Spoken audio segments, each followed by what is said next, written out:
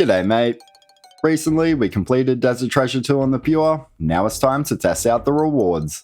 The main unlocks are 4 of the most powerful rings in the game from the 4 repeatable quest bosses along with a bunch of other niche upgrades, so let's chuck everything into a tier list.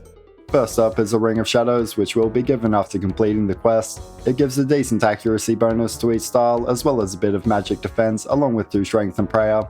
It's close to, but not quite as good as the Brimstone Ring, but at only 75k a pop from the bandit back in the Ancient Vault, it gives us the most bang for our buck when taken out into the wilderness. Unlike the Ring of Suffering or the other DT2 rings, it's not going to break the bank or become our +1, so we're free to use whatever +1s we please. We went for a quick PK session with the Noxious Halley. It went pretty well as we warmed up with a few decent kills. A cheeky 3-miller here and our next fight was already waiting on us. I ended up having at least 10 fights with this fella. He was a very good matchup and gave us some fun fights. We chanced each other quite a few times, but eventually the RNG has gotta give. He got on a bit of a roll here and could have got me with the bolt to maul, but on a Pure your best defense is your offense, so while he wasn't thinking about eating, we turned around and hit him with the Hail Mary G-Maul into the Halley, and oh baby, that's the biggest KO I've had with Halley so far. A 108 combo stacked with the maul for a nice little 13-miller. Not only is the Ring of Shadows a solid option in PvP, it also offers a teleport close by to each of the 4 quest bosses and consequently the Phantom Muspar, though they do need to be unlocked as a 1 in 25 tablet drop from each boss. Obviously there's better rings to actually equip, but for its value for money in PvP and utility in PvM, I think the Ring of Shadows deserves its spot in A tier. After the quest we'll be able to face off with the 4 main bosses once again. They're a little bit spicier than the quest versions, but they've got some decent loot with each boss dropping a piece of the Soul Reaper Axe, a best in slot ring upgrade, the Virtus robe set, and a Quartz that will enhance each of our ancient spells when attached to the ancient Sceptre. They've got some unique loot mechanics, giving 50% extra loot for a perfect skill. The ring vestiges also have a so-called dry protection, needing 3 rolls at a third of the drop rate to actually drop, so it becomes a bit of a commitment to finish off the rings and Soul Reaper Axe. I'm not the biggest fan of this system since the axe pieces are untradeable, but if you stick it out you will make a whole lot of money. We'll be hunting down each Quartz to be able to show them off. First up we went back to Vardorvis. It's a bit of a tough fight for a Pure, especially if you're below 80 attack. The lower your DPS, the longer the fight as it will heal itself every time it hits. It's noticeably harder compared to doing it on a main since we won't be tanking many hits, but keep up your damage and you'll get it done. It's the most difficult of the 4 bosses, but also has the highest value reward being the Ultor Vestige, which upgrades the Berserker to the Ultor Ring valued at over 100 mil. We'll go over the rings in a bit, but at 7kc we got the tablet, unlocking the teleport on the Ring of Shadows, our first ring roll at 39kc, 2 chromium ingots which are also a unique use to upgrade the rings but aren't worth shit. Then at 214kc we got what we came for, receiving the Blood Quartz and unlocking the Blood Sceptre. We made a total of 9 mil with a theoretical 40 mil in ring rolls, but I don't think I'll be back to finish it off anytime soon. Final verdict on Vardorvis, it's a good boss, but not for a Pure. Having low defense makes it a longer fight, and having to bank every kill or 2 isn't the most fun, so it's going in D tier. Now onto the Blood Quartz. By itself, the Ancient Sceptre will boost the effect of all ancient spells by 10%, but with the Quartz attached, it will also provide an additional effect for the corresponding spell. The Sceptre alone will increase our heals from blood magic to a total of 27.5%, but attach the Blood Quartz and the Blood Sceptre will allow them to overheal us by 10% up to 108 HP at level 99. It's not the most useful in PvP, so not a whole lot to showcase. Its main use is for healing up between boss fights at places like the God Wars dungeon, and is particularly useful in hit point critical places like the Inferno or Colosseum. We'll save those grinds for another day. It doesn't have a whole lot of versatility otherwise, but where it is good, it's really good, so I'm putting it in B tier. Next up, we're off to the Whisperer. It's a much better fight for a Pure since we'll only take damage by making a mistake, and being a magic only fight we won't be too limited compared to max combat. There's a few puzzles throughout which make it a bit of a slower fight, but the uniques are the most common here as they're scaled to the average kill time of each boss. It drops the Shadow Quartz along with the Bellator Vestige, which is the upgrade to the Warrior Ring. It's also got the best regular loot, so if you've got access to a Tunic and Shadow, the Whisperer will become one of your best moneymakers on a Pure. We got plenty of uniques along the way, unfortunately 5 of them were ingots. We had 1 ring roll at 171kc and went a bit dry for the Quartz, taking a total of 298 kills. We finished up the trip to round it out to 300kc, and just as we were leaving we got our second ring roll. All up, we made 33 mil in loot while getting ourselves one last roll away from the Bellator Vestige. I'd also love the pet from this boss, so I'll definitely be coming back. Overall, it's a great boss to farm. The only downside is the puzzles, making it feel a bit tedious at times, but as a high reward boss that we're more than capable of doing on a pure, I'm putting the Whisperer in A tier. Now time to test out the Shadow Quartz.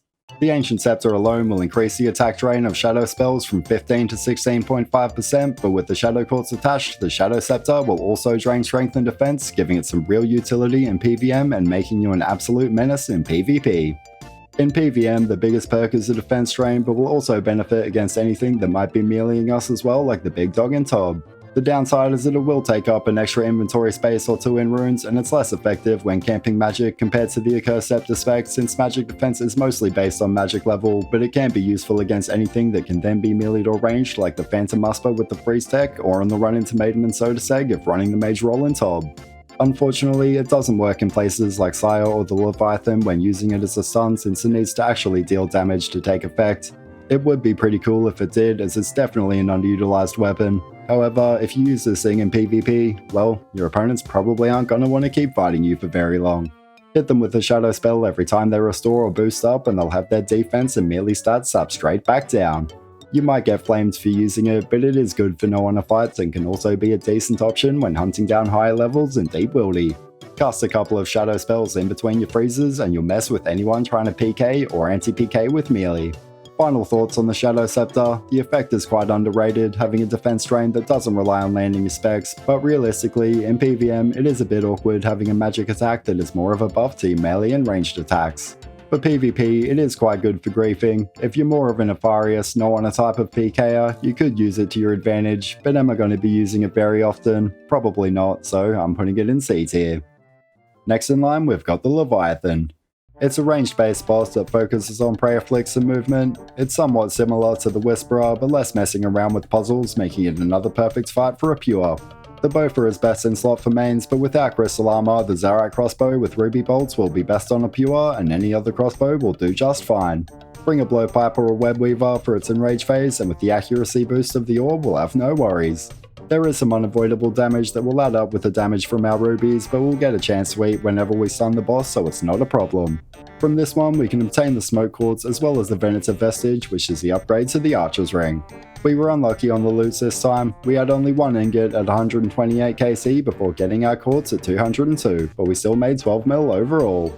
It was no problem for a pure, and without any puzzles or potions to worry about, it was the most fun to farm, so I'm going to go ahead and put the Leviathan up top as an S tier boss. Now the Smoke Sceptre is a bit of a strange one. The Ancient Sceptre alone will increase the poison damage applied by smoke spells from 4 to 5, which is about as underwhelming as it sounds, but with the Smoke Quartz attached, it will gain quite an interesting effect. After hitting a smoke spell on a poisoned or venomed opponent, the Smoke Sceptre will reduce their healing by 20% for 10 ticks. On paper, this sounds incredibly strong, and it honestly is. The only problem is that any boss you want to use it on is completely immune to poison, and in PvP it's entirely defeated by an anti-venom. There are a few bosses that it works on like Scarius and Jad, but there's really no point. Maybe there'll be a use for it in PvM one day, but at the moment it's pretty much dead content. However, in PvP, if you catch someone lacking in anti-poison, they will get absolutely smoked. The 20% healing reduction also works against other players, even rounding down, so an anglerfish will heal for 17 rather than 22, and a Sephir brew will heal for 12 rather than 16, but it does require hitting them with the smoke spell every third hit to keep the effect active. Reducing their healing gives them much less chance of survival while making them a whole lot more vulnerable to a KO. Combined with venom from something like the Noxious Halberd, it is absolutely unfair. Now, while it is incredibly overpowered, in reality, most PKs will have some kind of anti-venom, and there's no point in taking it anywhere that our targets will have an anti-poison. But if we go for a roam in some of the more random locations, we will eventually catch someone out. So what do I rate the Smoke Sceptre? This one's hard to pick. Its effect is massive, but its use cases are slim. In PvP, it's either S tier or entirely pointless, depending on whether or not our opponent has an anti-venom, making it way too unreliable. It also has a lot of potential in PvM, but in reality, it's just going to be taking up bank space, so I'm putting it in B tier. And lastly, we return to the Big Duke Sucellus. Another melee-based fight, so you'll be limited if you've got a lower attack level, but it's a bit more balanced for a pure compared to Vardorvis. It's a little bit tankier and will still take chip damage throughout the fight, but it's not quite as hard hitting and it won't heal itself. It's the easiest of the 4 bosses, but also the highest hitting as its special attack is able to hit in the 90s. It's a fun fight, though it does have a prep phase that becomes a bit boring, but there was an update a little while ago that allowed us to prep for multiple kills, which has made it a lot better. The luck came through for us this time. We got 2 rolls of the Magus Ring, which is the upgrade to the Seer's Ring, along with a Virtus Robe Top at 70 KC. I'll definitely be back to finish off that ring, but in just 125 KC we made a total of 53 mil as we finished off with the Ice Quartz. It's a decent boss, but your experience will mostly depend on your attack level. It's a bit more basic compared to the Leviathan and Whisperer, but much better for a pure than Vardorvis, so it's going in B tier. And finally, we've got the Ice Quartz. The Ancient Sceptre will extend the freeze timer of each ice spell by 10%, which is an extra 3 ticks for barrage, and with the Ice Quartz attached, the Ice Sceptre will give us an extra 10% accuracy on any unfrozen targets. It's a good buff, but not too overpowered as it can only benefit 1 hit every 7 or so attacks, but it will be our best in slot for magic accuracy at the time that it's most important. It's simple and easy to use and gives us a massive advantage in the battle against RNG. In PvM, it's a good option on anything that requires freeze accuracy, such as the Nilos and Tob or the Mutterdals and Cox. In PvP, the accuracy and freeze timer will give us much more control of the fight and more time to take them down or to make an escape if we need to. It's the easiest scepter to use as you don't need to switch up your playstyle to suit it. It's also the most budget friendly as we can just use Ice Axe instead of a rune pouch. And unlike the other best in-slot magic weapons like the Toxic Staff, we can lock the scepters on death with the Parchment, allowing us to bring another +1 for an even better offense. Not a whole lot more to showcase, it's basic but effective and something I'll actually use in both PvM and PvP, so I'm putting it in A tier. Now the unlocks aren't all combat related, we also unlock a new area next door to the Leviathan called the Scar Essence Mine. If you happen to have an Iron Man, you should definitely look into it as the main perk is being able to mass produce runes, although at a cost and without experience, but this list is for pure, so let's just throw it in F tier already and move on to each of the best in slot rings. I went for a few raids of the chambers to test them out, and honestly the increased DPS over camping the Lightbearer was easily noticeable. We'll start off with the Venator Ring. It's got a ranged accuracy of 10, which is only 2 higher than the Imbued Archer's Ring, but with an extra 2 range strength. For PvM, it pairs well with the Blowpipe or Twisted Bow in most situations, so it doesn't quite keep up with the Lightbearer and Zarak Crossbow against anything that we can keep on Ruby specking. But for Slayer monsters or anything that just needs to be dealt with quickly, it is a solid upgrade. For PvP, it is a bit awkward. It only really works in a range-based setup, but doesn't quite compete with the +5 range strength of the Necklace of Anguish. Unless you're willing to risk it, you're better off just taking the Anguish, but both of them combined will give plenty of power to your ranged attacks. Overall, it's still an upgrade, but it's the least significant of the 4 rings, so it's going in C tier. Secondly, we have the magical Magus Ring. It has a magic accuracy of 15 with 2% magic damage, which is +3 accuracy and 1.5% better damage than the Seer's Ring. It's a very good upgrade for PvM, especially if you've got a Tunic and Shadow. It's best in slot at magic-based bosses like the Whisperer and is worth bringing as a switch to multi-style bosses like Muspur and Raids. In PvP, it gives us a nice boost to our magic accuracy, which is good for catching TBs and keeping our targets locked down, but honestly, there's much better +1s to have and isn't really worth its price tag. I'd only consider it good if you're needing to catch a crucial TB, maybe if you're hunting down Sea Engineer's Hardcore Iron Man or going all out with the Volatile Nightmare Staff, but it's just not worth bringing in a regular setup. So while it is an S tier for PvM, it's a bit of a D tier for PvP, so we'll even it out and put it in B tier. Next up is the Bellator Ring. Compared to the Warrior's Ring, it's the most significant upgrade. It not only boosts our slash accuracy from +8 to +20, it also introduces a strength bonus of 6. An incredibly good upgrade against anything with a bit of defense but weak to slash. It's best in slot against bosses like Duke and Vardorvis. The only downside is that it's only good for slash, so it's not the best at every boss. In PvP, it's quite good for hunting down PvMers. It makes slash weapons like the Archon Blade, Zombie Axe and Burning Claws a lot more consistent against anyone with a bit of defense. It's not the best option when up against other pures, but it's a fair choice for when you're just farming a bit of GP, especially when using the Dragon Simi tech to get a full TB. Combined with the Spec Restoring Surge potions, this method becomes quite consistent, but again there is better +1s to take into a real fight. It's a solid upgrade in certain situations and has use in both PvM and PvP. Wherever it works well, but it is limited, so I'm putting it in A tier. And last but definitely not least, we unlock the Ultor Ring. It gives us a massive strength bonus of 12, making all of our melee attacks hit a whole lot higher. It's simple but incredibly strong. In PvM, it has the most utility overall. It beats the Bellator Ring against anything with low defense or when using Stab or Crush. It's currently valued at about 140 mil, making it the most expensive ring by far, but rightly so. It's best in slot for Slayer, raids, and just about anything involving melee. In PvP, it gives us a whole lot more KO potential and can make a basic setup pack an unexpected punch. It's extremely good when paired up with the Outlattle and Dragon Dagger, especially against low defense. I went to test it out and it didn't take long to get a couple of big KOs. We come up against a level 87 Pure, a fair fight. It starts off pretty slow, but it didn't take long for us to take control after we started dumping a few DDS specs. We throw in our smite as we get on a bit of a roll. We get a big chance in, but they're bolting us back and we're forced to eat. Their prayer goes down and it looks like we've only just missed out on a toxic staff smite, but it ain't over yet as we hit him with the TB. Respect to them for sticking around and putting up a fight. They ended up managing to get a chance on us as well, but in the end the RNG went our way and we secured the outlast. Good fight, mate. And lastly, we come up against none other than the Big Perp himself.